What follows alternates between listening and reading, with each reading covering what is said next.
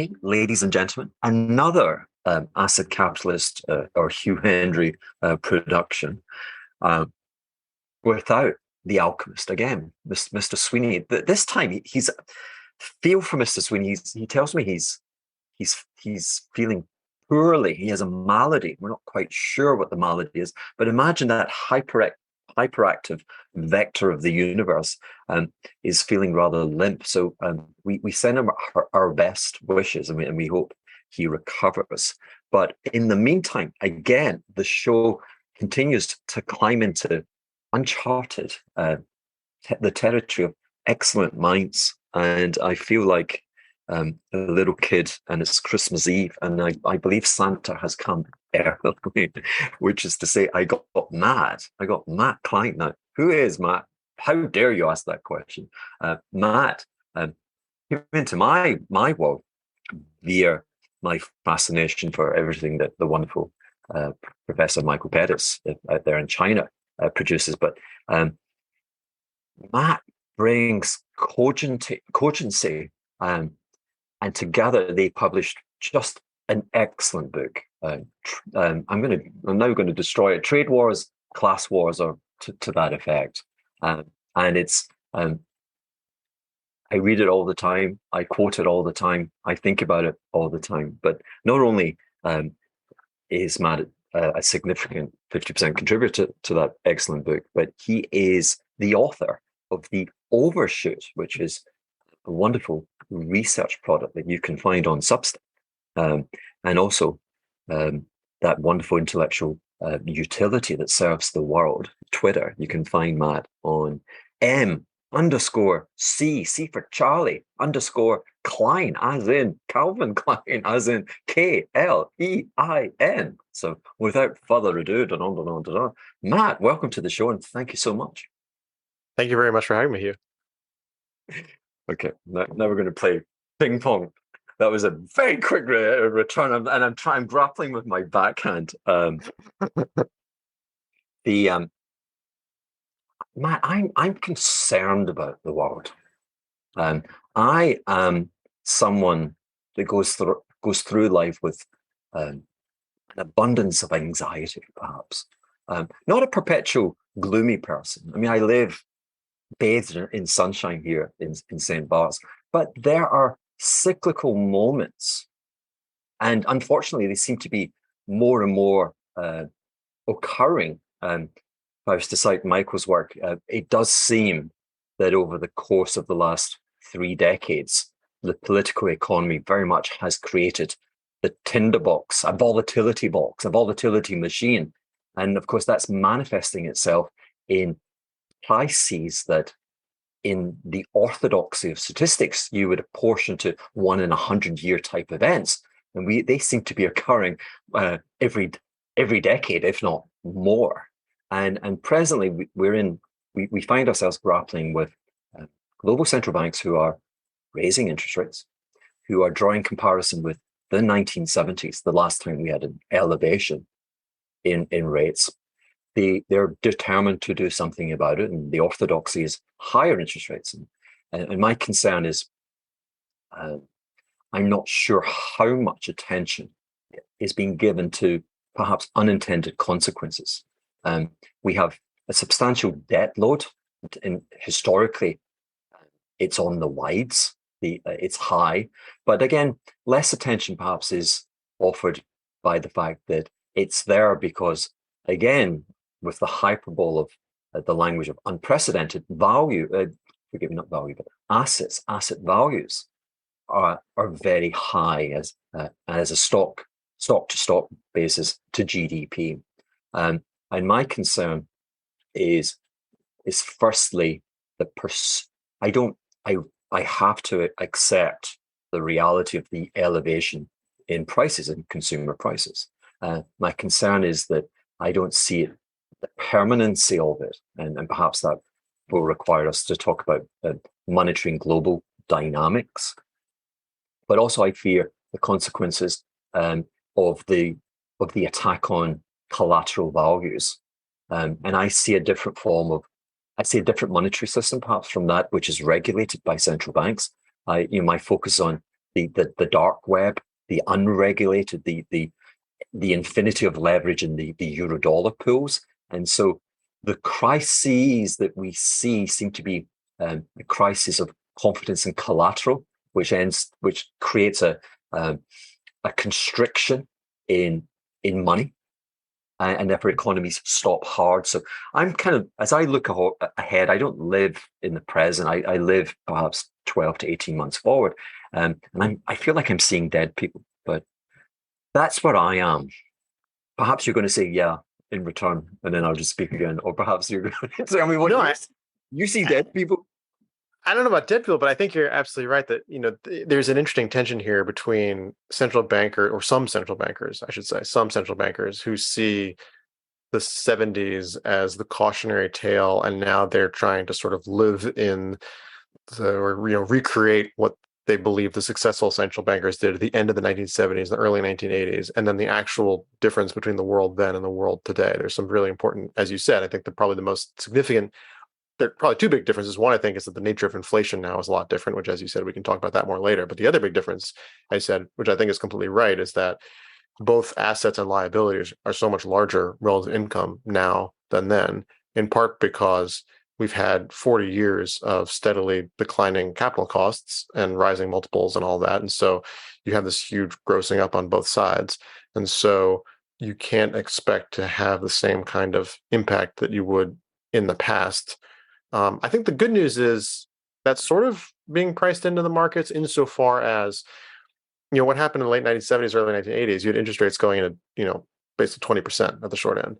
And that's not what's being expected now. Even the more, extreme hawkish forecasts of terminal rates in the US are like 5, which is obviously a lot higher than it was, but lower than the peak in 2006. And obviously way lower than, what we had in the 70s and 80s. So I suggest is sure.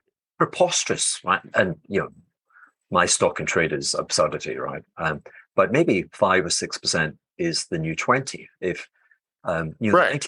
The 1970s was the completion of the deleveraging from 40 years previously, from the tumult of the late 1920s. And we were, I want to say, somewhere between 1.3 and 1.5 times debt to GDP globally. Multiply that by interest rates. Take the debt today and call it 4.5, multiply it by 5. You're kind of at the same level. Maybe that's preposterous. No, I think that's right. I mean, that's why I think that that's sort of the flip side of this, is that on the one hand, there is, I think, a real view of tightening aggressively. But I don't think, insofar, I mean, I think that the scope of tightening they envision is comparable to what happened then. So on the one hand, it's not like we're having, 4x debt to GDP and we're going to have 20% interest rates, which would be catastrophic. But on the other hand, there is potentially, even if the increase in interest rates looks a lot smaller and the level of interest rates looks a lot lower, the impact because of the higher debt stock is, I think, potentially could be comparable. I think that is fair. And I think that's probably, what they might, but some officials, I think, probably would think is reasonable. Maybe not everyone, but I mean, I think that's probably why the terminal, as you said, like 5 to 6 is the new 20. And I think that's probably, sort of reflecting these differences in the importance of debt and the collateral now compared to the past.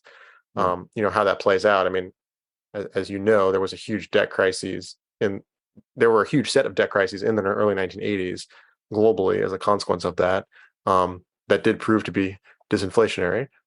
Is there a better way? Is that what's going to happen now? I don't know. It might be a little too early to tell. I mean, we're not all the way through the process of getting to 5-6%. So maybe there's going to be some change there. Maybe a lot can happen between now and then.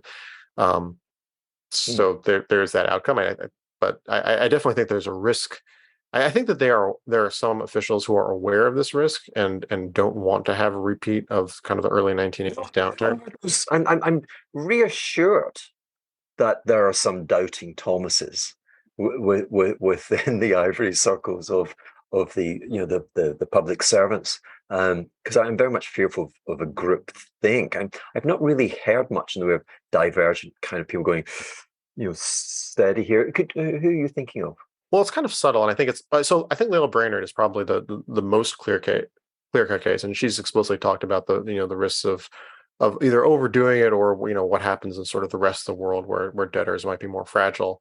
But I think even people like Powell and others, it's sort of between the lines. I think it's challenging because I think they're trying to accomplish with their rhetoric, more tightening than they do, with their actions in a certain extent, and that they don't want to have, because I mean the thing is, if we look at what's happened with asset values so far, there have been downturns in stocks and corporate bonds and things like that, but at the same time, it's not they're not cheap.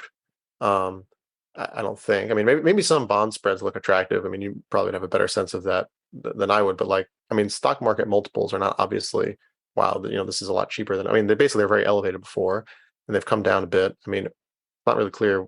Earnings estimates have not yet come down. Maybe they will, but we're not in a situation where they've clearly depressed things a lot relative to say 2018, 2019, 2017.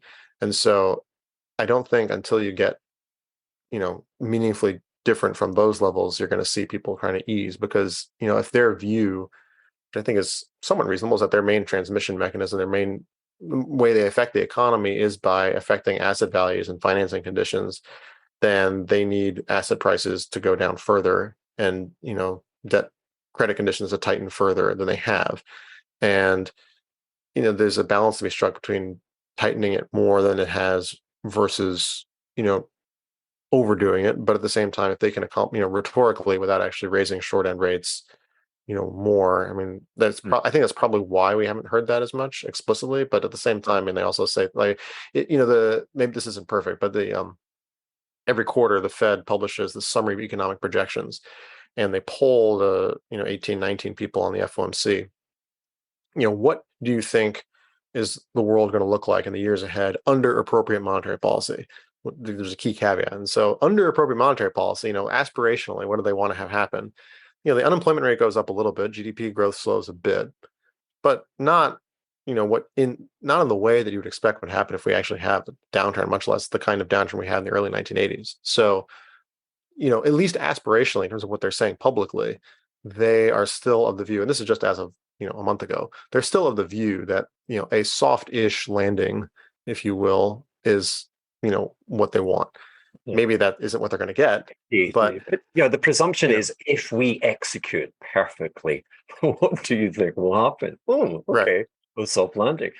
When did we last execute perfectly? I mean, well, that's the thing, right? It's but they do but it does suggest, and this is, I mean, maybe I'm being overly optimistic here, but it does suggest that if things look like they're not going to go that way, that they might adjust their policy path from what they're saying they're going to do, which has happened before, where they had essentially over optimistic views about the level of interest rates the economy could handle, and then markets basically made it very clear that was not correct, and then they adjusted, and that's happened quite a few times over the past few years, the past decade really, and it could happen again. I don't, maybe not, but I don't think we should necessarily rule it. I mean, inflation is really kind of the big kind of question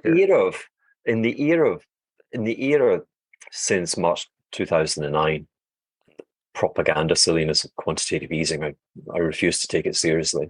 I see it as rhetoric, monetary rhetoric, but that's my prejudice.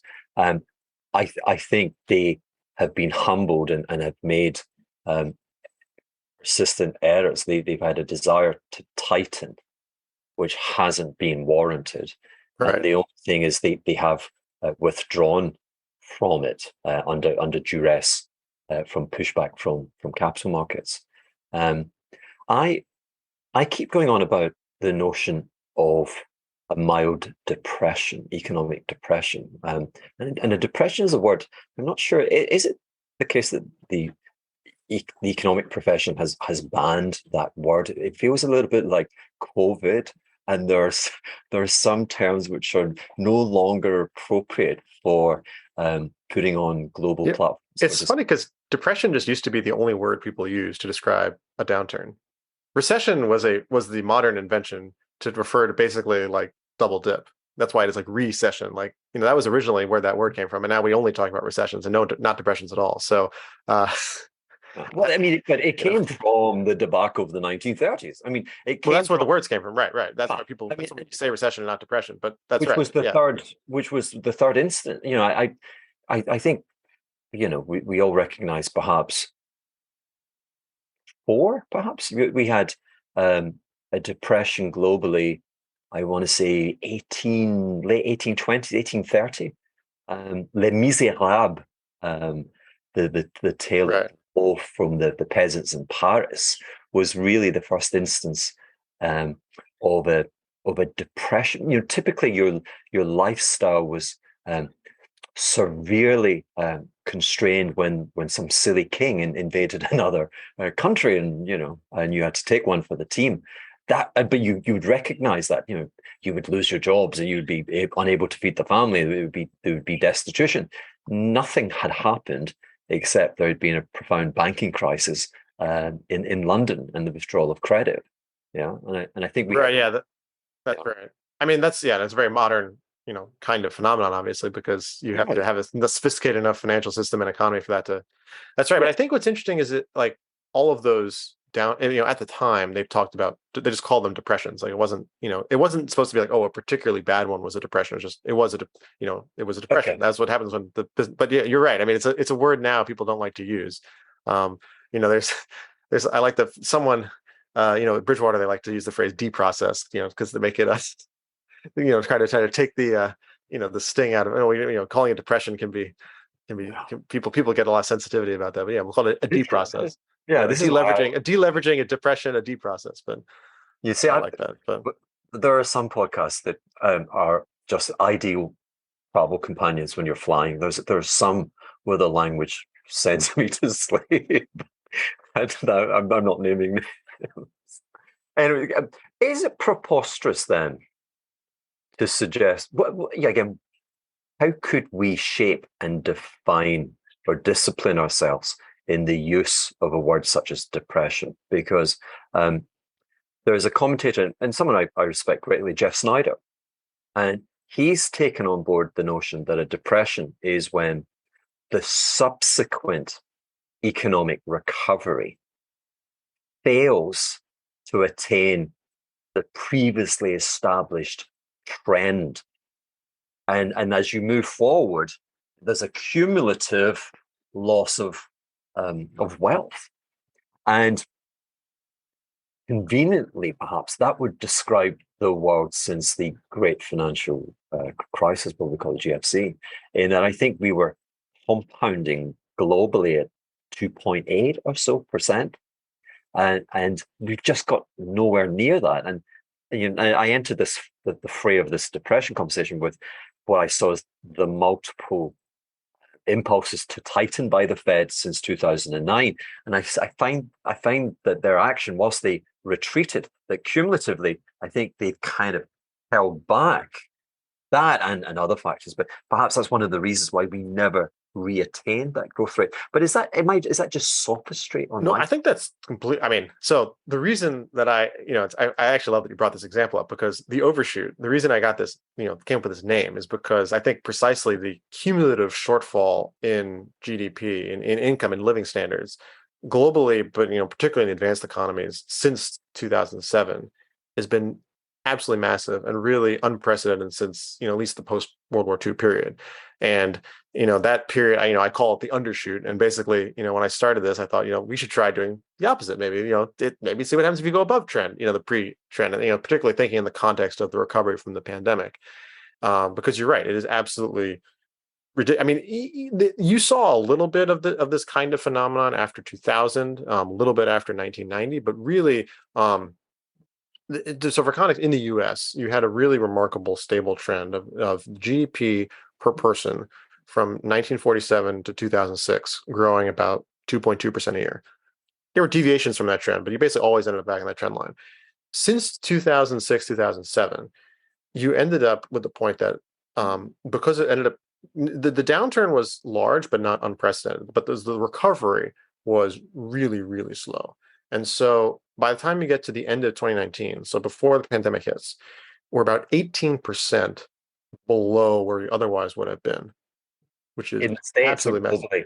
In the US. Yeah, globally, it's a little hard. I mean, the data don't go back as far for me to make but you can look at, IMF forecasts of what were they thinking the world economy would be, at that period versus, the forecast they're making in say 2007 versus where we ended up. And you see pretty large shortfalls there as well. Basically, most societies were substantially worse off to varying degrees. I mean, Europe was even worse, but I mean, that's like huge shortfalls. We're talking about the cumulative losses of tens of trillions of dollars globally. And when you say, forgive me, but when you say 18, is 18 the cumulative figure? So 1 year it would be 2, 1 year it might be 1.5, 1 year it might be 4, or so 18% is basically the level of GDP at the end of 2019 versus where it would have been. okay. Yeah, and it's in percentage terms. In percentage terms, it's 18%. If we say the US economy is $22 trillion, then are we talking about a kind of $4 trillion loss, roughly? In that year, yeah.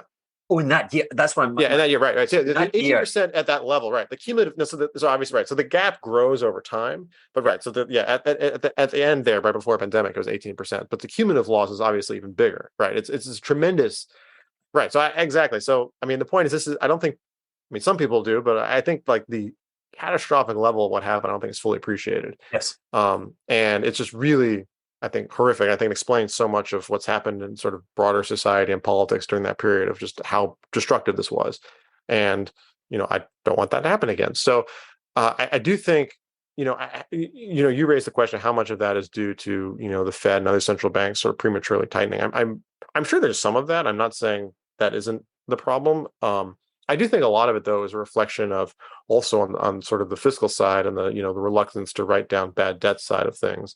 And just that in general, you had, I mean, also, I think quite frankly, it relates a lot to the themes that Michael and I wrote about in the book, which is if you have a situation where income and spending power had become very concentrated among a relatively small group of people and companies they control that generally aren't going to be spending in ways that create jobs and incomes. They're, companies not reinvesting profits, people who aren't, buying goods and services, but instead are buying financial assets.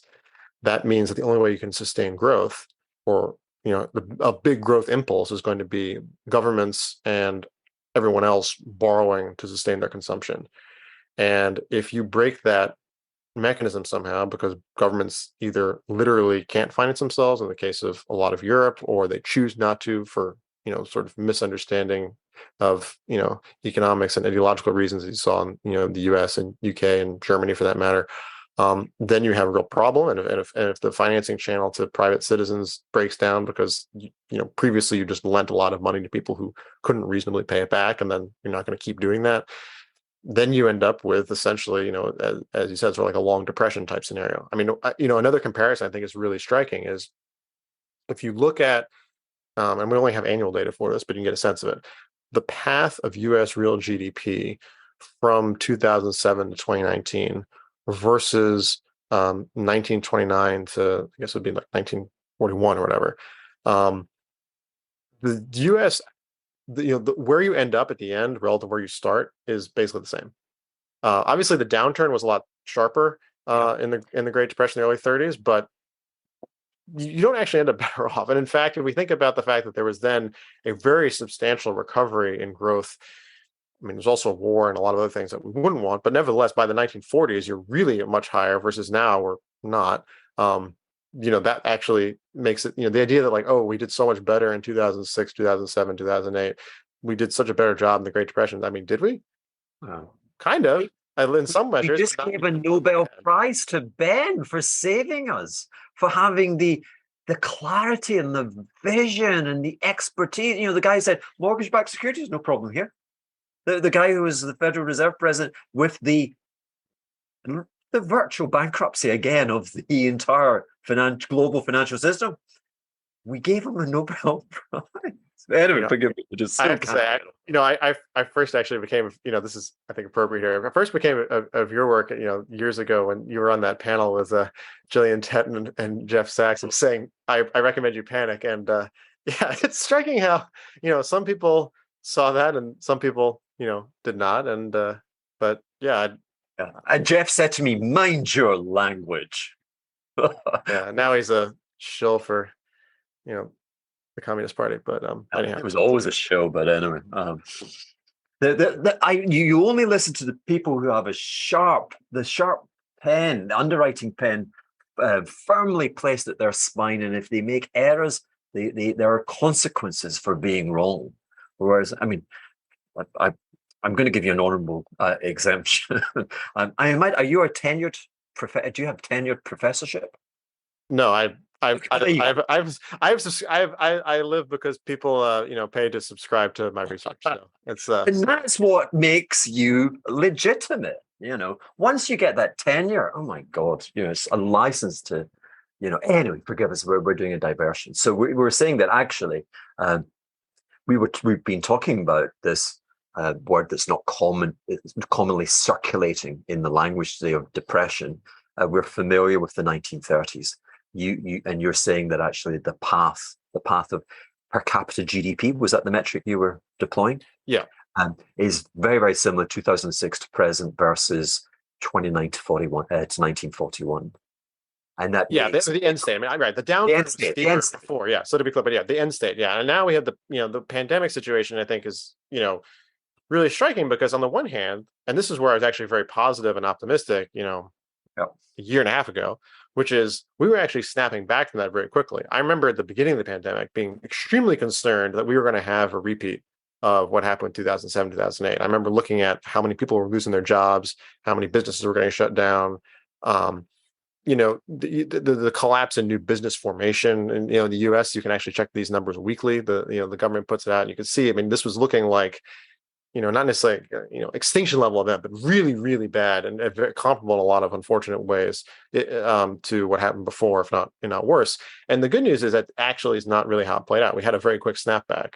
And in fact, if you look at where things were, say, at the end of 2021, we actually basically gotten back to or slightly exceeded that sort of pre-pandemic trend. I mean, we're still way below, where we should have been based on the financial crisis. But I mean, so that was good. Now it looks like things are kind of going in a different direction, and that's where there are obviously lots of cause for concern. But well, indeed, because it seems like that fiscal policy intervened and was effective in pulling us back from the brink, but it created a problem of disequilibrium for a market-based economy, in the sense that there was an elevation of demand at a time when there was a large deficit of industrial supply because there was a shuttering, and therefore supply demand out of sync. And so prices respond to that. And again, that's really the vexation that I have today, that yes, we have to recognize, UK prices hit 10%. They published, I think, yesterday. The persistency of that, it seems like, again, the fiscal policy was right. We need an overshoot to try and get to reestablish trend rates that we identified from the past. But every time we get there, and it's not just the Fed's fault, the market-based pricing of public debt is like a fire break. It goes before the Fed. The Fed comes late to that party. I mean, the very reason I would allude to the analogies with the Weimar inflation. We've never seen its like in, I don't know what the term would be, developed. I'm trying to draw a line between, North and South America, if you will. That there have been instances like Venezuela today, but when you look at them, the scale of public debt markets to GDP is tight. Like Russia is 20%, I think, right? And so there's no ability for reflexive market pricing, to be fearful of inflation and then to tighten policy independent of a central bank. And a central bank for sure will follow at a distance. I think that's one of the most compelling. I cannot see how you create inflation with the magnitude of public debt markets to GDP and their willingness to price immediately that fear. I don't know. Have you thought about that? No, I think that's a great. I mean, I think the argument people would make, which I'm not convinced about, but the argument people would make is that, well, yes, if the markets were allowed to operate, but you'd have a situation where the Fed or what have you basically do financial repression and prevent rates from going up, and that's where you get the inflation. Well, which I think we're very clearly not seeing that, but we need that. I mean, that will come to that.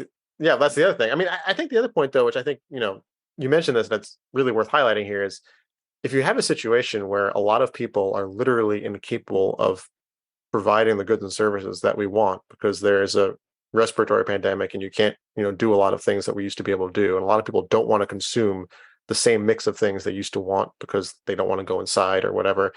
It would be very, very strange if you could handle that situation and make sure that no one, unreasonably defaults in their debts and stuff, so you provide enough money and then there's no change in prices. There's some economic loss going to show up somewhere. And the way that we basically chose was we're going to have inflation. We're going to provide enough money so no one defaults. You're not going to have, waves of foreclosures and bankruptcies. I mean, there were bankruptcies, but in general, not a ton. But the flip side is if you have more money, in level terms, it's not coming, but, in less stuff, that's going to show up in higher prices. And I think that was, reasonably speaking, the best kind of trade-off we could have made, given the fact there was the pandemic. But I find it strange people say like, "Oh, we couldn't have had that." There was some magic's world where we could have, had a relatively good recovery and also not had any inflation. I don't really see how that. Yeah. So I fear we've chosen the worst of all outcomes, where we'll get that kind of. I can't see oil prices falling from these levels. And like the general basket going in. Now I have my former macro partner Tom Rogers kind of hitting my phone. I'm going to turn it off. That we're being left with a kind of higher plateau of those prices, and plus we're taking very, very restrictive monetary policy once more. And so again, we're being that cumulative deficit versus trend is, if anything, is going to get worse with what's happening. I mean, my point to you is, I believe the inflation of the 70s could be explained really by kind of vector change in the activity of the euro-dollar market. We had Bretton Woods, intellectually, practically, banks, it had flaws in the private sector, worked out the flaws and engineered a solution, and in so doing so created the euro-dollar system. And of course then historical events with the oil crises created a lot of dollar liabilities on their balance sheets, needing assets. Yeah. So what I want to say is that because euro-dollar is unregulated and has the ability to almost have infinite leverage, you're regulated by the confidence of your counterparty, that it was a very ebullient monetary system that wanted to transmit money and did, and therefore inflation is a monetary phenomenon, that 1 year's elevation of prices became many years elevation of prices, because if the world was just one wallet, there was, if you will, 20% more cash going into that wallet, and so you could sustain higher and higher prices. And I always look back at Volcker as being like at a game of poker, and he comes and he says, "Listen, there's good news and there's bad news. The bad news is we've been lying to you. There is inflation. Oops, sorry about that. The good news is I'm going to do something about it." But in admitting to everyone knew the inflation, and then you really kind of reinforced, my God, even these idiots recognize it. What I want to say is the banks are like a very, very simple hedge fund, and they have one policy choice, which is kind of treasuries or loans to the household commercial sector domestically. Yeah. And the latter is a real asset. And if you're worried about inflation, you would favor the latter. And really, the game of poker was he had to come in and say, "No, I'm legitimate here, and I'm going to raise rates." And so you have to raise rates and raise rates and raise rates until you're taken seriously. But that means you affect the behavior of financial intermediation, and they switch from the loans to the treasuries, which comes, of course, late 1982. At that game of poker today, the banks are sitting, this is an exaggeration, but they're sitting kind of in treasuries, that there's been a profound lack of appetite for commercial lending. And so I don't see what the impulse for higher rates is actually achieving when it comes to, if you will, what I call public-private money, the onshore banking sector, where deposits are insured by the Treasury and regulated by the Federal Reserve. That spigot of monetary creation has been broken since 2008. So what do interest rates and higher interest rates achieve? So I think, yeah, there are a couple things. I mean, one, I think it's interesting, the Fed publishes data every week on, what does the aggregated commercial bank balance sheet look like in the US? And you can kind of break out all the different categories. And as you said, like the main thing they've been doing over the past couple of years is they've been buying a lot of reserves of the Fed. Fed's been creating them for them. They've been buying a lot of treasuries and buying a lot of agency MBS. Other stuff, not so much. But what's interesting is that nevertheless, the sort of the trend or the total of like real loans to households and businesses has basically been following the pre-pandemic trend, or it went down a bit and then it's kind of back up to it. It's not what you expect if you were seeing some like big inflationary uptick there. On the other hand, it's fair to say like are banks really the channel of extra money spending power nowadays? And the answer is probably not really. I mean, you have a lot of people getting, not anymore necessarily, but money with stocks and with crypto. There was actual money just being deposited in their bank accounts by the government. And then I think the other thing which we have seen very clearly an impact of is the mortgage market, where that's sort of separate from the banking system now in a way that it didn't used to be before. But I mean, when mortgage rates went from 3 to 7, purchase activity is cratered, and refi activity. So people were doing cash out refis, not to the extent they were, say, pre-2006, but it was picking up a fair amount in 2021 because it was very attractive for most people. That's stopped. So that's an impulse there that I think we're going to see something. I mean, maybe not a huge amount, but I think that I would imagine the way the Fed is looking at it is some combination of you tank the housing sector and the associated sort of financial spending power that comes from housing. You have lower stock prices, which affects business investment and also the extent that people spend money out of. So I live in San Francisco, and there are plenty of people here, I'm sure, who they get paid a lot in equity, and that's going to be less for them. So that's something. And then I think the other thing too is the dollar, and so the strong dollar, or expensive dollar, I should say. Strong implies it's better than weak. It's expensive. The expensive dollar, appreciating, is going up. Right, it's going up, and so there are a lot of consequences of that for a lot of people globally. One consequence is that imports are cheaper for Americans, so that's disinflationary. Also, exporters from the U.S. are going to get hammered if they haven't already, because it's going to be harder to sell things. So those are sort of the most direct, immediate channels there. At the same time, the other thing we've seen is that, and again, this is not surprising, but that the federal budget, balance has changed really, really quickly, which again, makes sense. There was a ton of spending and sort of temporary tax relief for the pandemic, and then that stopped. At the same time it stopped, you have sort of the natural counter-cyclical automatic stabilizers going the other direction. So ironically, it's starting to stop now, but for much of 2022, you had a situation where capital gains taxes were just going through the roof because of all the stuff people sold in 2020. Yeah. I saw that. Insanely high. Yeah. Insanely high, right? Because of, and I mean, part of it is income gains, but the thing that's really going off the charts was capital gains taxes. Now that's obviously not going to continue, but you have that, and the fact that there's basically no more spending on unemployment benefits because job employment rates are very high and things like that. And the budget tightened a lot. I don't think that was inappropriate. That was fine. But you have that happening at the same time, and there is clearly this kind of big negative impulse. Again, I think it's sort of an appropriate one insofar as you have this sort of emergency setting for the pandemic. The pandemic eases, you kind of pull back in the emergency setting.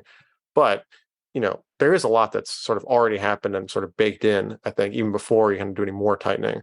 And to your point about like inflation, like, was this I mean, I think it's reasonable to think that even if it sort of took a while to manifest, there was basically this one-time displacement, and then it stops. Like, unless you keep having new pandemics and new shocks. I mean, the Russian invasion of Ukraine definitely created some new shocks for certain things, but if you don't think you're going to keep having these kinds of disruptions over and over, that extra spending power that showed up in 2020 and 2021 will course through the system and then be done, I would think. Mostly. And I think, that should sort of affect the policy response, which is different from what you had in like the 60s and 70s, where there was a really slow build. I mean, a lot of people talk about the 70s, say, oh, well, it was oil shocks. And oil shocks obviously were very disruptive, But if you go back to like, when was Nixon talking about wage and price controls and saying inflation was intolerable? It was before that.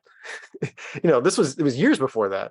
The inflation started, really in the mid 60s and kind of gradually built up. And it was driven much more by a process of, the sort of stereotypical thing that the economists talk about is like, oh, unemployment was too low and wages were going up. And, it wasn't just that, but I mean, that played much more of a role in that process there, and a gradual, steady. But also, yeah, now but there was a risk appetite, a large, greater risk appetite on the part of the commercial domestic banking sector to lend into Right. household property. Yeah. So, yeah. Can we discuss the book, because there's a section in it which I think is it's all very relevant. I mean, it's all about today, how we got to today. But in terms of a potential denouement, so I'm coming to learn this year. I've learned that nothing is permanent, and that there's immense wisdom that comes once you've been granted that insight into the impermanence of things. And we could talk about the gold standard proved to be impermanent, and Bretton Woods proved to be impermanent, and whatever. Do we describe this as the euro-dollar system or whatever? But will not last forever. So the notion of denouement, and I say euro-dollar, perhaps we should be saying the dollar is a reserve currency. No, that's not a flag to start kind of all the insane chatter on the dollar. But the dollar is the reserve currency, as was gold. But actually, as you reveal, was it 1912 or something? The Bank of England's holdings of gold itself were de minimis, and it was actually that it was a gold collateral. It was paper predicated on those gold holdings, which is what people held. So really, I would say it's not dollars, it's dollar collateral, it's treasury bills. And the decay or the flaw of the system revealed itself in the 1920s, as you articulate in the book, by two nations which gameplayed the system, the French and the Americans. And so the system was meant to operate on the basis of you enjoy sovereign competitiveness, which manifests itself in the trade, and therefore current accounting, or the surpluses and deficits, would reveal themselves in terms of flows of gold, the reserve currency, which is essentially hot. I don't want to call it hot money. I want to call it, there is a term, well, I say base money. I want to say it's the form of capital which banks receive and then create money from. Yeah. And both the US and the French were super competitive, but they prevented the overheating in their economies through a sterilization of that base money coming in. And so it was never able to manifest itself via the banking sector in an even greater exuberance of loan creation. And by doing so, they created a deficit of global demand for everyone outside those cloisters. And that seems to describe our world, and the world of China. I think China has been 20% of the entirety of global economic growth for the last, 20 years, if not more. And its sterilization has been pronounced. I think, again, if I quote from the book, that prior to the NASDAQ, in the late 1990s, sovereign holdings of treasury bonds would have been less than $1 trillion, like 800 billion. And that figure now is more like, has been as high as $8 or $9 trillion. And that's a form of sterilization. And the sterilization that goes on in China it's a transfer of wealth from the household sector, and it's transplanted and exported into nations, and the appeal being free, like superb protection from contract law and civil liberty and liquidity, etc. But it's the transplant of a wealth transfer into nations where there's no deficit of savings, where investment is more than adequately accommodated by the domestic pool of savings. And therefore, as we saw in the 1920s, and as we've seen, you get the creation of fictional wealth, which is, say, asset value is very, very high to GDP. And then you get some compromise in the lending, where lending can be, it's a long duration asset with a short duration source of funding, which can get pulled. And then when it falls, the system falls. I'm saying too much, but that's roughly correct, yeah? Yeah, I think one thing that's interesting about, like, when we look at the 1920 system, the way it was supposed to work, or also the pre-1920s gold standard, the idea was that there was a direct connection between your domestic monetary financial conditions and your international balance of payments. And that basically, if your international balance of payments was too skewed, you were importing way more than you're exporting, then there would be an automatic corresponding change in your domestic financial conditions that would essentially tighten policy, so you wouldn't import as much, and then that would lead to a rebalancing. And the flip side is, any society that was exporting a lot more for whatever reason, their financial conditions would change so that they would spend more, that they would have an inflation that would make their exports more expensive, and their domestic consumers would spend more. And that was the idea, was supposed to balance. And so the reason why it broke down in the 20s was that, ironically, you basically had the French and the Americans in their own way sort of adopting a more modern approach to monetary policy, which the Americans said, we don't want all this inflation, so we're just going to prevent it from affecting us. And the French saying, we want to have full employment, and also we don't need this inflation either. So they were essentially doing sort of what you today consider sort of orthodox good central banking, but in the system as existed back then was extremely destabilizing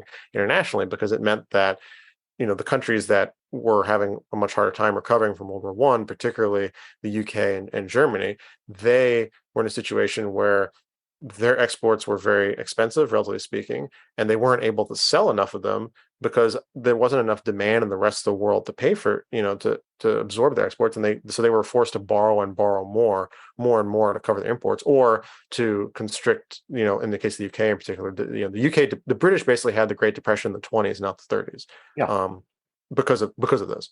And, it's interesting how you see in sort of the more modern period, the mix of countries involved and the roles they're playing are different, but there are a lot of interesting similarities, where you look at what was happening with China, basically the Chinese government trying to have a mix of we want to have a stable exchange rate to facilitate trade, maybe is sort of what they say anyway, but at the same time, we don't want to have inflation, because inflation is very destabilizing. They had a lot of problems with that in the late 1980s. And so the net effect, the way you square that circle, is you basically, a lot of increased spending power that should have gone to Chinese consumers was taken away from them and redirected to the state. And then some of that was done to sort of finance investment projects, some of which were valuable, some of which were not. And a lot of it was sent out of the country.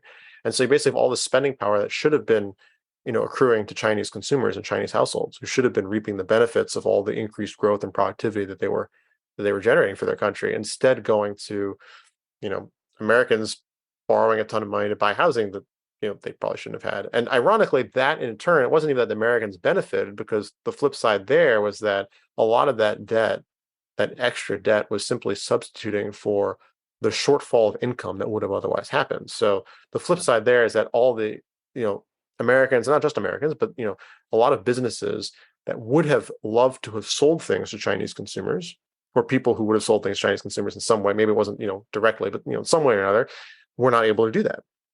And so those people were not having jobs, those businesses were not generating sales. And so that created a situation, everyone was worse off. And you had temporarily a situation where debt was able to fill the gap, but you can't, unless the debt is financing more productive assets and the ability to produce more income in the future, that's not a sustainable strategy. You can do it for a while, but and that's that was sort of the tragedy of the 2000s. There was that you had a situation. I mean, I think it was the New York Fed did a study of this a few years ago, which is really striking, which they looked at the places in the U.S. that they attributed what were the places that lost the most jobs because of, imports coming in from China displacing domestic production, and, both the direct manufacturing jobs, the associated jobs, because like people aren't going to restaurants or whatever. And it turns out that those places in the U.S. overwhelmingly were also the ones that saw some of the biggest increases in borrowing in the 2002 2006 period, which makes sense. I mean, that's sort of, but that's clearly a worse world for everybody, basically everybody, than an alternative that would have been more balanced. And that's in many ways sort of like what the book is about, is this phenomenon. But there were other instances as well, this kind of thing happening. But I mean, that's really the challenge. And how do we avoid having this happen in the future and have more balance and healthy growth for everybody? Well, we failed.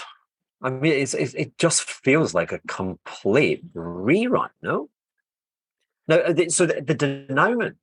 So, as you said, the UK had its Great Depression. So the only channel to achieve competitiveness in the 1920s was to reduce your domestic prices, and the principal price was the price of labor, and so you had profound deflation on the personal household sector. And I guess that began to, am I right in saying that effectively that deflationary pressure in the rest of the world effectively turned the tables on the US and actually made its economy hotter or less competitive? And so, because I know it did begin to lose gold, and another error or misjudgment of Fed policy was to raise rates to stem the loss of that gold at a time when the banking sector was kind of coming down anyway, and then then you got the asset, then you revealed the fictional asset values, and with collateral tumbling because interest rates had been raised rather, then you had the depression. Am I right in saying that? I think, yeah, if you're looking at the end of the 1920s. So, I mean, if we're going to go sort of the full chronology here, one thing that happened that was controversial, I believe it was in 1927, when the Fed basically tried to actually lower interest rates to help. I mean, I think the idea was they were trying to help the UK. Yeah. And then they raised interest rates in 29. Yeah, and then of course you get in 29 and 30 and 31, and there's a situation where banking failures and people are worried, about people pulling money out of the banking system, and so they raise interest rates there, which compounds the problem.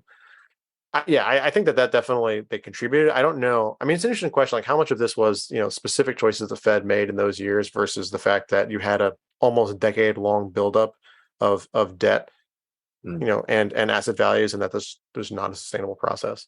But you took out you took out the regulating factor. I mean, the fact that the sterilization, principally by the US, given the size of the economy and its importance, prevented, the flows, and therefore you effectively had a one-way flow in asset prices. Yeah, I mean I'd have to. So I don't know how much it went to asset prices versus other prices. That's part of the question too, because inequality. I mean, that's like one of the things. So if you look at, I mean, we mentioned this in the book. So Mariner Eccles, who later came to run the Fed, I think starting in 1933, and like he was looking at this, what happened in the 20s, and his view. I mean, this is another really interesting parallel, is that there was this huge increase in inequality and a huge shift, basically where businesses were generating a lot more profits, and you had to shift away from consumer spending and finance out of consumers' income towards either consumer spending financed by debt or speculative business investment in new projects. And he basically makes the point of, well, you can invest in all these factories and Florida real estate and stuff, which back then was an issue too. But if you don't have consumers with spending power to actually buy this stuff that's those assets are supposed to create, then all those assets are going to be worthless, or at least worth a lot less than you spent for it, and all the debt associated with it is not going to be bad. It's not longer going to be good, right? That's not going to be good. And so, there's inherently a tension of, it can seem sustainable for a period of time, but if you'd had, I mean, this is, I think, what's interesting about his analysis is like a lot of it was this shift in the distribution of income itself, and that being really the destabilizing factor. The sterilization that the Fed did made it really problematic for the rest of the world, and probably encouraged more, this overinvestment versus consumption, that imbalance there, which is similar to the kind of thing you saw in China, the past 20, 30 years. But I mean, that's, I think, kind of the real, the dynamic. And what's interesting, that was his analysis. And then, that did end up eventually getting fixed. I mean, it got fixed kind of painfully with huge debt write-downs and the depression. And then it got fixed in a more constructive way where, you have the wartime buildup. And I think one thing that's, this is a parallel I think that's really interesting with the past couple of years, where you had a situation where consumers, the ability to consume was constrained because of wartime rationing, at least for some kinds of consumption. But you had a huge increase in government spending because basically everyone needed to be either employed in the military or, producing things for the military. And the net result was this huge positive shock to household balance sheets because they couldn't spend as much as they might have wanted to, but they got a huge increase in their wage income. And after that, you have this mass, between the debt write-downs from before and then this, positive shock. The result is that you have, decades of households and relatedly businesses being able to say, okay, great, now we can expand, we can, sort of gradually relever, and that powered growth for a very long time. And I think the optimistic case coming out of the pandemic was, the sort of the case that I had, say, early last year, was that we'd be doing something like that again a little bit. You had the sort of 12 years of stagnation, deleveraging, whatever, but then you have this really, for very bad reasons, but nevertheless, a really positive shock to household balance sheets, corporate balance sheets. Maybe that could have powered kind of this new growth phase. So far, doesn't seem to have happened. So far, we've had, a lot of other problems and inflation. But I mean, that was the optimistic case. And so we're talking about like a denouement. Like, I mean, I remember we wrote the preface to the paperback edition of the book in like February 2021, and we were saying, look, maybe actually, we are going in the right direction here. I mean, you can find like Dutch central bankers talking about how income inequality was in Northern Europe was like responsible for a lot of the problems of Southern Europe, and like that's pretty cool. I mean, maybe he read the book or not, I don't know, but I mean that was like a really kind of remarkable thing. And you saw the thing, kind of the policy ideas coming out of the U.S. and stuff, and so that was a very optimistic time for us and kind of looking. But then, like change, but you taking your analogy back from coming out of the Second World War, I think I'm right in saying that it takes a while to reorganize the industrial output, and then there's less or no rationing, and then before you know it, I think 1948 US CPI was 18, knocking on 20%. Yep. I mean, the challenge there is that like there were price controls, so like was it really 18% or was it really like, more evenly spread out earlier? But yeah, that's definitely right. If you look at like the headline numbers, it was, but then it's but we don't talk about the inflation of the late. We talk about the inflation of the 70s, but not the inflation of the late 40s, because it ended up being like we said with that's right. It was something, it was the elephant passing through the body of a snake or whatever, Yeah, there's a small crew of us who have made this point over the past year and a half. Like maybe that's the the late 40s, early 50s is the better analogy. But so far, it's a small. So far, no one's listening. Now, but back to, because I like a good bit of drama, and China looks as if it's running out of rope. His GDP calculator has definitely gone a bit wonky. Again, with analogies back to a time when a monetary system dramatically failed and subsequently had to be reformulated. And my question is, are we getting close to such an event? What would be the precursors? What would happen, and how would we seek to redesign the system? So for me, and jumping between decades, if you will, the explosion in the oil prices from the Arab conflict in the early 1970s created a base of high-powered money. And that's why when I was saying base money, I meant to say high-powered money. A base of high-powered money, which actually didn't enter the domestic regulated banking sector. It entered the unregulated, and really kind of the velocity being a lot greater. I don't like velocity, but as an analogy, I think that works. And I think we talked about the role of gold and how it was, if it was being denied, and I'd say it was being denied banks, but it went into asset values. I definitely want to say that transformation in sovereign treasury holdings over the course of 30 years from less than $1 trillion to close to $10 trillion. I think that ended up serving as collateral, which again funded the offshore banking sector. And at a time when there was no desire for commercial lending, it therefore funded essentially asset price lending, if you will. We talked about the bubble in Miami, Florida house prices. We are looking at the most remarkably terrifying thing in history. I think the Chinese house property sector having a high mark of maybe $90 trillion. I mean, the global economy in context is $100 trillion. The US high mark, I think, was about 36 trillion. There was much misgivings about it being at that elevated level. The crazy thing about Chinese housing prices is that if you do, which I think the right comp, which is the dollar price per square foot in market exchange rates. Right. It's almost the same in China, or at least last year, almost the same in China as in the United States. In a country where the average person's income at market exchange rates is about 1/6 of what it is in the United States.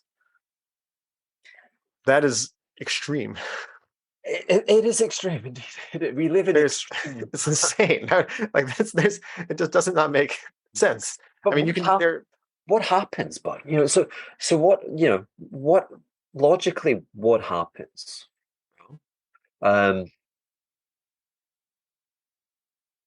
It would seem that there, so again, I kind of want to draw from passages of the book where in the late 20s, gold, maybe it was 29, but gold started to be pulled out of the US. The US raised rates. But high-powered money was being pulled out. High-powered money was being pulled out from a nation which had been gaming the system. Okay, that's what I'm saying. That's my statement. And I'm saying that that's happening again. China, I want to allege, has gamed the system. I think that if it was simply classic orthodoxy and there was no Communist Party et al., that the yuan would be trading kind of like 4.4 as opposed to 7.2. I'm making that up, but kind of thing, yeah. I'm saying that high-powered money in the form of dollar collateral, probably channeled through the offshore center of Japan, which is very prominent in lending into China via those circumstances, is being pulled. The Chinese currency now is having its weakest year to date. And it's not alone, but it was the standout. It had been firm because the trade flows had been so formidable that no speculator would stand against. Yeah, they still are. But they're retreating some. But they still are. Am I right in saying again that China's current account surplus, or the trade surplus rather, is 1% of global GDP, and that's a remarkable. Yeah, it is remarkably large. I mean, the other thing that's particularly weird about the persistence of China's trade surplus is that they've had a very large negative terms of trade shock. I mean, if you look at the mix of what they import and export, it's not that different from, say, Korea, Japan, Singapore. All those other countries have had a very different experience in terms of their trade balance and in terms of how their currencies reacted. China is not. And so that's kind of, and I think the reason is because unlike those other countries, China's domestic economy and the domestic demand has just been so hammered over the past year or so between the property market downturn and the other regulatory imposed downturn and COVID zero since the spring. Right. So that's like the combination of COVID zero, which has been really, really devastating. I mean, very helpful for people in the rest of the world who want to buy, energy. It's very helpful, but like very devastating for China. And, a big reason why, even though the prices of the things that Chinese import have gone up so much more than the prices of things Chinese export, their trade surplus has continued to be astronomically wide, both in absolute terms relative to the size of their economy, relative to the size of the global economy. We see. My concern is not. I mean, I'm concerned that the Fed might be 5 or 6%. I'm concerned that we might have a very deep recession. One that would be comparable to 2008 to 1982 to 73. But the thing I'm really concerned about is what if China chooses to devalue its currency. Now, it wouldn't help. It wouldn't help the point we were just talking about. It would accentuate that in terms of trade thing. But it's kind of what mercantilists do. Arguably, it's what they're already doing. Well, indeed. Why did Taiwan devalue? Was it 1998 or 99? I mean, And 98, yeah. There was no logical reason. I mean, it was kind of Aesop's fable. Because Korea did, basically, right? They were following Korea, I think. Like, we can't, yeah. It's the scorpion zapping the frog, and like, that's what I do. I was born to be a mercantilist, What's interesting is that back then China didn't. Yes, but it does. They got credit for it at the time of like, oh, well, thank goodness, at least they didn't. Yeah. But that's a long time ago. So. And then again, a long time ago. But there's another significant mark, which is NAFTA, and they did devalue. That was what, 94, and they had I want to say they had a deval then, and I want to say that it's pretty substantial. The China yen cross really, and obviously significant, trading adversaries perhaps, and the way that chart now has reversed, and the yen is now weaker than the Chinese currency over that period. So my concern is, well, first of all, I don't know what probability would we determine? Back in 2015, a lot of the global macro community became convinced that yuan might trade 9 to the dollar, if not 10. And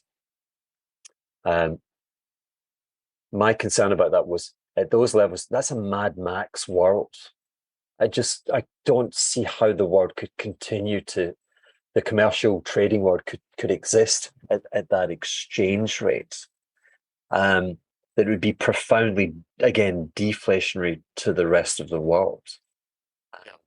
Probability-wise, but I think the probability is rising because one means of resetting the property bubble, at least in dollars, is to deval. It's kind of easier step than the failure to repay your debt, etc. But what do you think? I think a denouement is close. I think a denouement of the system is close. I don't know. I mean, the thing about, Michael's made this joke, but like, you could have been writing a lot of the stuff about China 10 plus years ago, and they're to muddle through.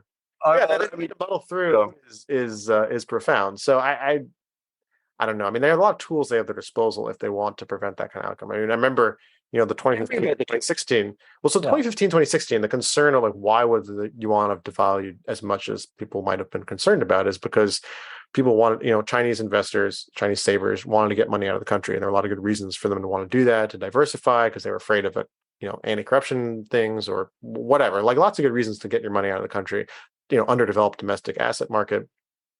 Fine. And so then the thing was, well, if they did do that, because of how much money was stuck inside the country relative to where it should have been, you'd see this huge outflow there wouldn't have any corresponding inflow the other way, and that's why the currency would depreciate. That was sort of the theory.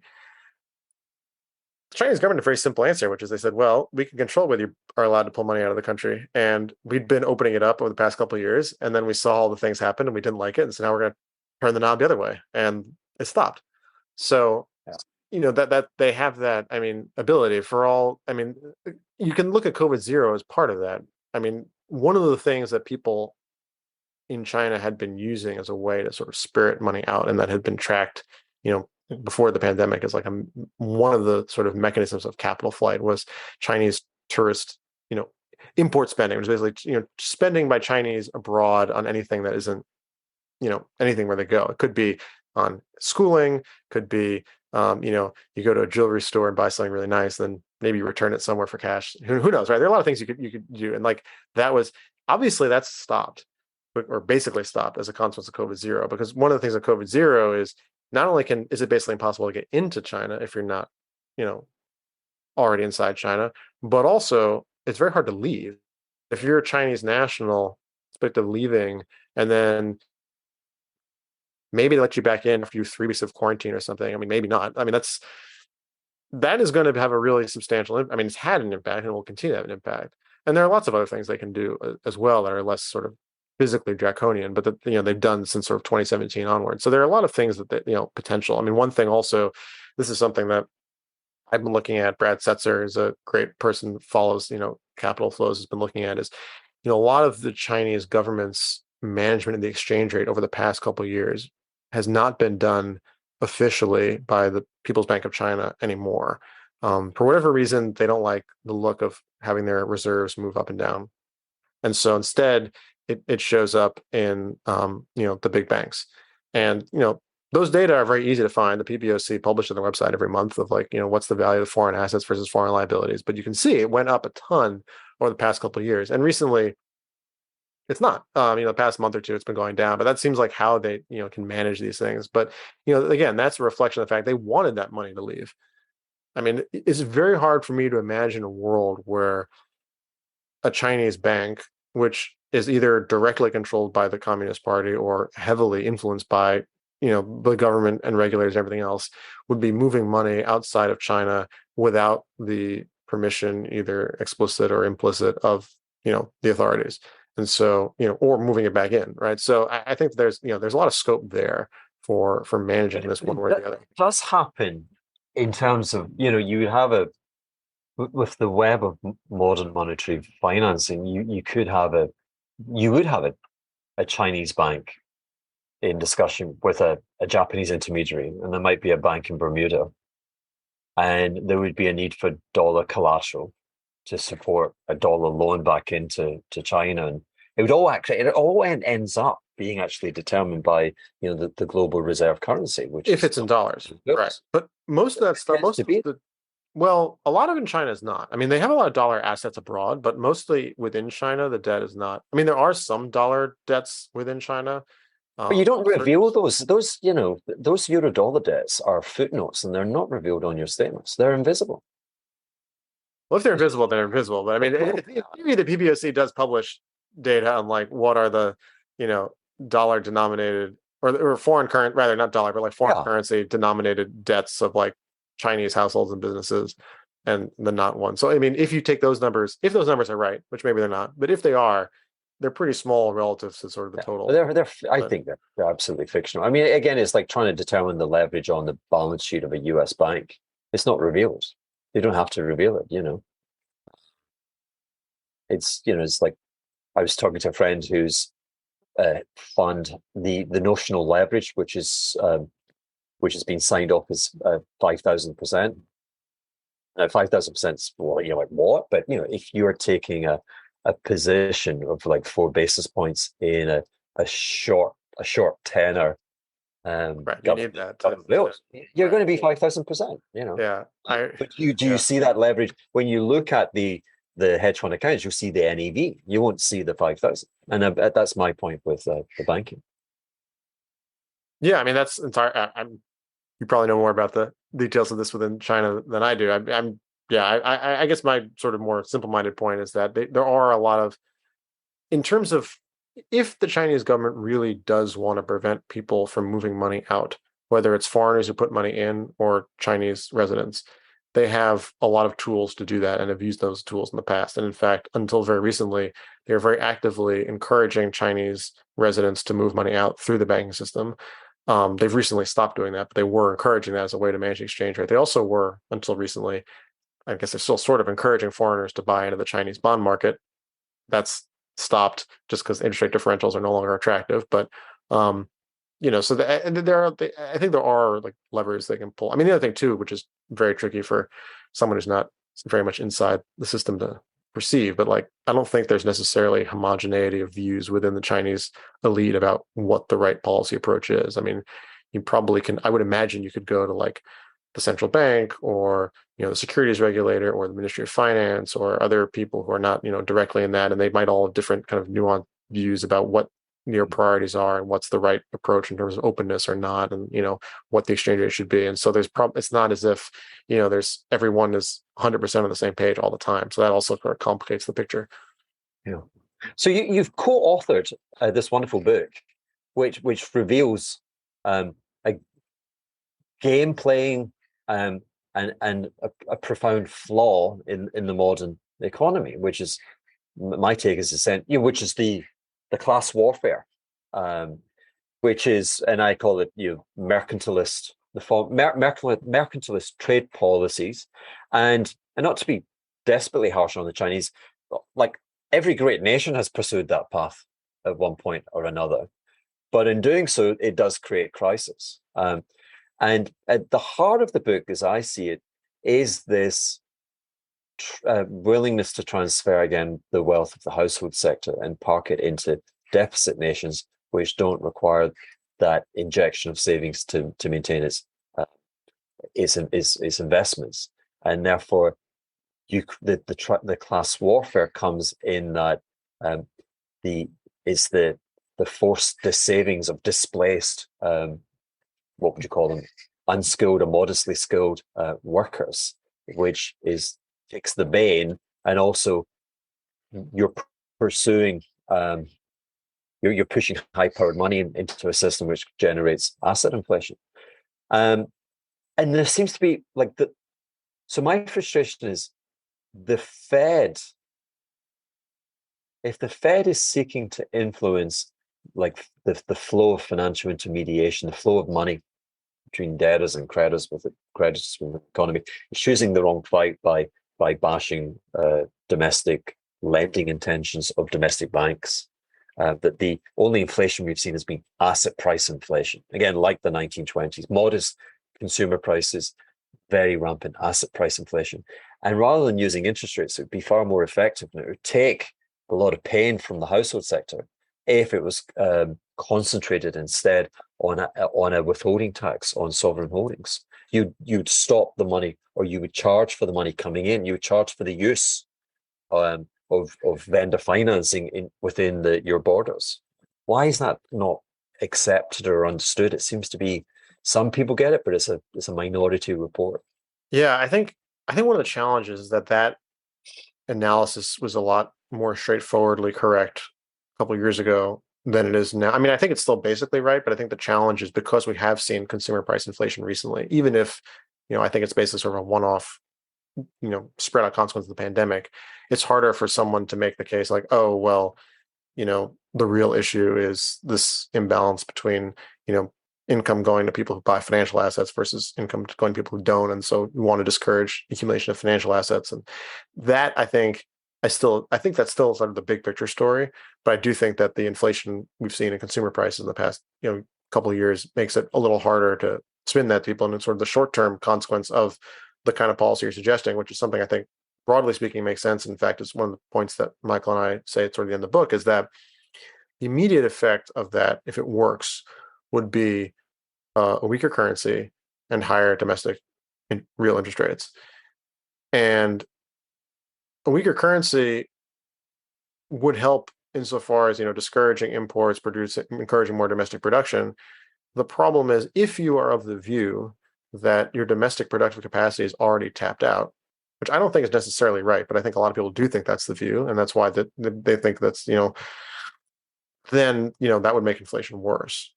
Now, I don't think that is the right analysis, but I think there are enough people who do think that they don't want to do that. And, the higher real interest rates say, well, we're doing that anyway. So I think that, in general, it makes, the US having the large trade deficit right now that we have, it's grown quite substantially since the pandemic, because the US has basically been the engine of global growth by being, the most effective at supporting household consumers. Going, throughout the pandemic, unlike, the rest of the world to varying degrees is not. Europe was okay. China was obviously sort of uniquely bad at supporting household consumption in the past couple of years. So, if you were to have sort of healthy rebalancing, you'd expect that you'd have much more household consumption in China, offset by, maybe some lower household consumption elsewhere, but broadly speaking, ideally offset by higher production, which is what you really want to have. Then everyone's better off. The thing that's tricky now for making that case is people are going to say, well, we can't support higher production. We've seen that, we're already at our sort of productive limits. And, I think that is not right. I think that basically we had a lot of pandemic related disruptions that made it challenging. I think that if we, had a period of sustained demand, that businesses are pretty dynamic and they could adapt, and we'd have investment, and then we'd all end up with more more stuff and all better off. But I mean, Well, we saw that in the 1980s. Like there was just a remarkable uplift in domestic investment spending. yeah, I mean, that's how, the economy is supposed to work. You have more, people want more stuff and businesses make more stuff. I mean, that's sort of that's how it should work. I mean, the challenge is, convincing people of that now is, I think, a little more challenging than it would have been a few years ago. Unfortunately, I think it's still the right analysis, but I mean, that's sort of the challenge. And I do think it would require a degree of, I mean, we have to, I think, unfortunately, like getting past the sort of all this pandemic related inflation first is going to be, I think, necessary to kind of bring the conversation back to that. Because if you say now, oh, well, Chinese consumer spending needs to go up and we'll meet that by having more American production, people are going to look at you and say, well, that doesn't make sense. Chinese consumer spending being weak right now is the reason why inflation isn't even worse. And, American domestic production is already, running hot, supposedly. I mean, that's why we can't, the Fed's raising rates to cut it down. And, again, I don't think that's the right analysis, but I think that is sort of the consensus mainstream view right now. And I think it's sort of a challenge to get past it. I think it'll be, unfortunately, it's a lot easier to have this conversation once inflation is back in line. We're doomed, man. We're doomed by just the blandness of policy advisors and the consensual thinking and the determination to just keep doing the damn wrong thing. Listen, I've taken up a lot of your time. I mean, absolutely drenched in sunlight, late sunlight from the Caribbean. I'm now doing radio. I can't even see you. I think my computer's about to blow up in terms of heat. But remarkably generous of you. I hope you'll come back when I have my co-host, Mr. Sweeney, with me. But damn, I just where we are just now, I just feel like the regular Joe's mortgage rate, he's getting in the ass. He's up against this huge nation of China and others, the Germans, etc. His government doesn't really have his back because they don't have any sense. They're increasingly hostile to China, but going about it all the wrong way. And again, we're kind of 40, 50 years into a form of global monetary reserve management, which probably time is running out. And so I'm still, I mean, I got 2008 and I participated positively. And the more I look at today, I just don't feel good about it. But maybe you'll come back again and we'll try and, I'd like to do part two, and part two would be how you can consistently achieve financial repression, negative real rates to get us out of the debt hole. That would be intriguing because we're bounced back. We're like 2% positive real rates on one measure using 5-year tips, etc. And this, I think, this world operates when it's zero or slightly negative, but for another show. So yeah, absolutely. Yeah, thanks very much, Jeremy. I'd definitely love to come back and talk about more stuff. So thanks again.